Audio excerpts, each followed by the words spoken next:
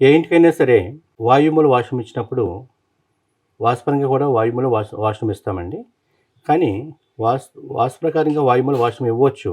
కానీ washroom door అనేది ఈస్ట్‌లో ఉండే సింహద్వారంలో పడకూడదనమాట. ఈస్ట్‌లో ఉండే సింహద్వారంలో పడకూడదు. అలా పడితే గనక ఇది వాస్తుపరంగా దోషం అని చెప్తానమాట. సింహద్వారంలో నీచ స్థానమైన వాష్రూమ్ డోర్ పడకూడదనమాట.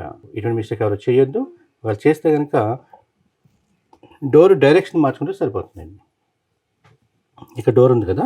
ఈ డోర్ తీసుకెళ్ళి ఇక సౌత్‌లో పెట్టుకుంటే గనక ఇక్కడైతే ఫ్లెక్సిబిలిటీ అవకాశం ఉంది కాబట్టి ఈ మూల పెట్టుకోవచ్చనమాట.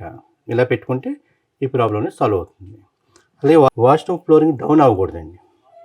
డౌన్ అవ్వకూడదు, హైట్ కూడా అవ్వకూడదు. డౌన్ అయితే ఏమవుతుందంటే వాయువులో డౌన్ అయిపోతుంది. ఇదంతా ఈశాన్యం ఈ గదికి ఇది హైట్ అయిపోతుందనమాట. దీని పరంగా కూడా మనకి వాష్రూమ్ ఫ్లోరింగ్ మ్యాక్సిమం లెవెల్ ఉండేలా చూసుకోవాలి. ఒకవేళ హైట్ అయినా కొంచెం రెమెడీ ఉంటుంది కానీ డౌన్ అయితే మాత్రం రెమెడీ ఉండదండి. 100% దాన్ని లెవెల్ చేసుకోవాలి. లేదా కొంచెం హైట్ అయినా పర్వాలేదు. Thank you.